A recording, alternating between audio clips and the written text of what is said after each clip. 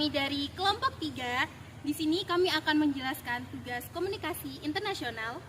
Sebelumnya perkenalkan, saya Destia Mitra Ramadhani. Aku Nafa Dwi Eli Sururin. Aku Fahrul Haulangan Pulungan. Aku Agnes Meliasa Duyananda. Aku Sonia Erianti Kaputri Solidin. Halo teman-teman, pertamanya saya akan menjelaskan mengenai infrastruktur komunikasi informasi global dan saya juga akan menjelaskan mengenai new media. Apa sih infrastruktur komunikasi informasi global itu? Yaitu merupakan suatu sistem jaringan dan teknologi yang memungkinkan kita antar individu yang berada jauh, bahkan hampir di seluruh dunia untuk dapat menerima dan mengirimkan informasi. Informasi tersebut dapat berupa data, suara, video, dan bahkan informasi-informasi lainnya. Nah, selanjutnya seperti yang kita ketahui, perkembangan infrastruktur komunikasi global berkembang secara pesat dari tahun ke tahun hingga saat ini, seperti kemunculan teknologi internet, jaringan seluler, satelit komunikasi, cloud computing, Internet of Things, dan masih banyak hal lainnya menunjukkan perkembangan informasi komunikasi global tersebut. Hingga saat ini, terus berlanjut dengan munculnya teknologi baru seperti kecerdasan buatan atau AI, realitas virtual atau VR, dan augmented reality atau AR yang memiliki potensi untuk mengubah cara hidup kita dan cara kerja kita di masa depan. Nah, hal inilah yang membuat kita harus memikirkan hal-hal tersebut saat ini. Selanjutnya kita akan membahas mengenai pengertian new media. Menurut para ahli, new media merupakan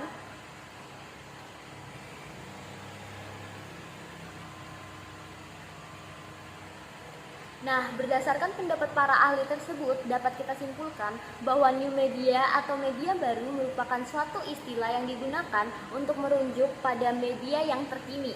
Biasanya media sekarang itu berbasis pada teknologi digital yang memungkinkan interaksi dan partisipasi pengguna, yaitu menjadi dua arah. Nah, contoh dari media baru atau new media ini termasuk dari internet, media sosial, media game, seperti game mobile, dan aplikasi-aplikasi mobile lainnya. Mengenai perkembangan new media ini, seorang ahli komunikasi MC Quayle mengelompokkan dan membagi new media menjadi 4 jenis, yaitu pertama, media penyiaran baru, di mana di dalamnya termasuk televisi digital dan radio satelit. Nah, yang kedua, teknologi informasi dan komunikasi. Nah, di dalamnya ini termasuk kepada internet, telepon seluler, dan teknologi nirkabel lainnya. Yang ketiga, yaitu media interaktif. Nah, di dalam media interaktif ini termasuk di dalamnya video game atau game online dan juga aplikasi-aplikasi lainnya yang memungkinkan pengguna untuk ikut bergabung atau memiliki interaksi. Nah, yang keempat, media sosial. Nah, media sosial ini sudah termasuk yang paling umum, yaitu situs jaringan sosial seperti Facebook, Twitter, dan Instagram. Selanjutnya kita akan bahas mengenai revolusi industri. Yang pertama ada revolusi industri 1.0, yaitu revolusi yang pertama kali terjadi pada abad ke-18, tepatnya pada periode 1750 hingga 1850. Periode ini ditandai dengan ditemukannya mesin uap untuk proses produksi barang. Yang kedua ada revolusi industri 2.0, merupakan revolusi yang terjadi pada abad ke-19, tepatnya pada periode 1870-an. Revolusi ini berfokus pada efisiensi penggunaan mesin dalam proses produksi karena telah ditemukan tenaga listrik. Selanjutnya, revolusi industri 3.0 adalah revolusi yang terjadi pada awal abad ke-20, tepatnya pada tahun 1970-an. Dipicu oleh perkembangan mesin-mesin pintar seperti komputer dan software. Penggunaan komputer mulai menggantikan pekerjaan yang dahulunya dilakukan manusia, seperti mengirim dokumen, menghitung formula yang rumit, sampai melakukan pencatatan keuangan. Era ini merupakan revolusi yang sangat penting sebab manufaktur menuntut ketepatan dan ketelitian yang tinggi, di mana kedua hal tersebut sulit untuk dilakukan oleh manusia. Selanjutnya, aku akan menjelaskan tentang Industrial Revolution pada periode keempat dan kelima. Nah, pada revolusi industri yang keempat ini, itu juga sering disebut sebagai Cyber Physical System. Mengapa? Karena fokus utamanya itu pada otomatisasi dan mengkolaborasikannya dengan teknologi cyber. Di sini, ciri utamanya itu penggabungan informasi dan teknologi informasi ada di bidang industri. Mengapa? Karena pada era ini, revolusi industri itu disebabkan oleh teknologi informasi yang mendominasi dalam segala bidang. Nah, contohnya itu dari bidang ekonomi, pendidikan, kesehatan, pemerintahan, dan lain-lain. Nah, contoh dari teknologi informasi pada revolusi industri keempat ini, yaitu ada komputer, telepon, televisi, dan smartphone. Lalu, untuk yang periode kelima, itu perkembangannya atas revolusi industri yang pada periode 4. Nah, oleh sebab itu, kedua konsep ini tidak jauh berbeda, tetapi fokusnya aja yang berbeda. Nah, yang revolusi industri kelima ini mengkombinasikan teknologi dan humanity atau peran manusia. Artinya, internet tidak hanya untuk berbagi informasi dan menganalisis data saja, melainkan juga untuk menjalani kehidupan. Nah, contohnya itu ada Internet of Things, Artificial Intelligence, Big Data, dan robot guna meningkatkan kualitas hidup. Manfaat Big Data dalam komunikasi global. Yang pertama ada analisis sentimen media sosial. Big Data dapat digunakan untuk menganalisis sentimen publik terhadap isu-isu global yang ada di dunia ini melalui media sosial. Dengan analisis ini kita dapat memahami dan mengetahui bagaimana masyarakat dunia merespon terhadap isu-isu global, dan Big Data juga bisa memprediksi perubahan opini publik terhadap isu-isu yang ada di dunia ini. Yang kedua ada pengembangan produk. Big Data dapat membantu perusahaan dalam mengidentifikasi tren global dan permintaan pasar, sehingga dapat membantu perusahaan dalam merencanakan pengembangan produk dan penjualan di pasar global. Selanjutnya ada pemilihan umum. Tentu saja Big Data berperan penting, apalagi pada saat kampanye politik. Big Data dapat digunakan untuk menganalisis data-data para pemilih,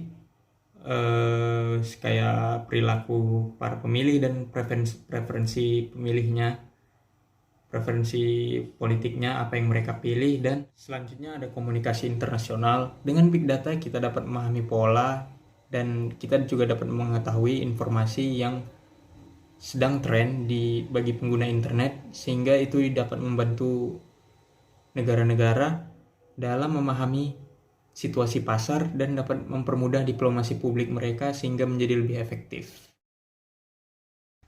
Yang kedua ada manfaat metaverse dalam komunikasi global. Manfaatnya yang pertama ada bisnis. Metaverse dapat digunakan dalam kegiatan perdagangan dan pemasaran, kayak melalui toko online virtual yang memungkinkan para customer-nya membeli, menguji produk di dalam dunia virtual mereka. Metaverse juga dapat digunakan untuk mengadakan pertemuan bisnis dan konferensi-konferensi internasional. Manfaat yang kedua ada di pendidikan. Metaverse dapat digunakan dalam pendidikan jarak jauh, kayak melalui kelas virtual tapi dengan 3D yang memungkinkan siswa dan guru untuk berinteraksi secara realistis dalam dunia digital mereka dengan menggunakan avatar mereka masing-masing. Metaverse juga dapat digunakan untuk membuat simulasi dan pengalaman belajar yang lebih interaktif dan menyenangkan. Manfaat yang ketiga adalah hiburan. Metaverse dapat digunakan untuk hiburan kayak konser, festival musik virtual, atau menunjukkan seni dan teater virtual, dan juga kayak tour guide, touring, tapi secara virtual. Metaverse juga dapat digunakan untuk membuat permainan interaktif yang memungkinkan pengguna untuk berinteraksi dengan sesama pengguna virtual dalam lingkungan digital yang sangat realistis. Manfaat yang keempat ada dalam bidang sosial. Metaverse dapat digunakan untuk membangun komunitas dan jaringan sosial yang luas, serta memungkinkan pengguna untuk berinteraksi dengan orang-orang dari seluruh dunia secara virtual. Metaverse juga dapat digunakan sebagai sarana untuk membangun kegiatan sosial dan kemanusiaan bersama dengan sesama masyarakat dari seluruh dunia. Kesimpulan yang bisa diambil yaitu Big Data dan Metaverse sangat berperan penting dalam komunikasi global, kayak dari aspek yang saya sebut tadi, bisnis, pendidikan, dan sosial. Namun pemanfaatannya memerlukan pertimbangan etika dan keamanan, kayak keamanan cyber dan keamanan data itu masih perlu ditingkatkan. Terus perlunya regulasi dan keamanan dalam pemanfaatan big data dalam komunikasi global. Pemanfaatan new media dalam tatanan hubungan internasional baru. New media dijadikan sebagai alat untuk diplomasi antar negara. Di setiap negara kini mulai membuat akun website, Facebook, Twitter, Instagram, YouTube, dan blog resmi yang dipergunakan oleh Kementerian Luar Negeri. kedutaan, konsulat, dan perwakilan di luar negeri untuk melakukan diplomasi. Diplomasi kini tidak harus dilakukan secara tatap muka, namun bisa menggunakan internet sebagai media komunikasi diplomat antar negara. Dari sisi aktor hubungan internasional, perkembangan media sosial telah menguatkan aktor non-negara. Aktor non-negara menjadi lebih dominan, seperti individu, NGO, dan civil society, mempengaruhi setiap rangkaian perundingan dan praktik-praktik diplomasi dunia. Diplomat sebagai representasi state actor mendapatkan tantangan aktor baru yang kemudian melahirkan diplomasi publik.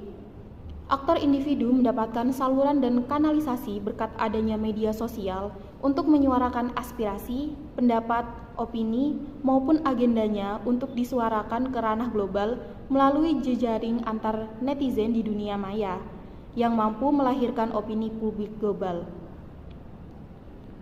Dari sisi metode, media sosial dijadikan sebagai metode mobilisasi, dukungan, sarana membangun opini publik, dan menjaring aspirasi masyarakat melalui tagar-tagar sebagai data maupun trending topik di Twitter. Aplikasi YouTube juga sering dipergunakan sehingga sampai ada video yang viral, termasuk upaya tracking data melalui media sosial untuk kepentingan bahan diplomasi maupun jajak pendapat untuk mengetahui pendapat publik dunia tentang suatu isu tertentu. Dengan media sosial, para pemimpin negara dapat berkomunikasi, berinteraksi, menyebarkan informasi mengenai suatu kebijakan, memberikan opini mengenai suatu masalah, dan juga dapat membangun image positif atau negatif di masyarakat. Melalui interaksi pada media sosial, masyarakat dapat lebih mengenal kehidupan seorang pemimpin negara. Kegiatan ini akan memunculkan rasa kedekatan dan meningkatkan kepercayaan rakyat terhadap pemimpin negara tersebut. Hal ini juga bisa digunakan sebagai branding nasional di mata masyarakat internasional. Masyarakat dari berbagai dunia juga bisa untuk saling berinteraksi satu sama lain.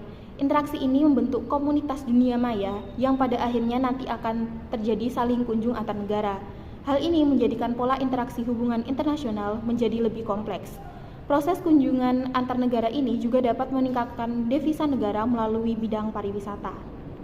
Sekian penjelasan dari kelompok kami, mohon maaf atas kesalahan kata yang ada. Terima kasih.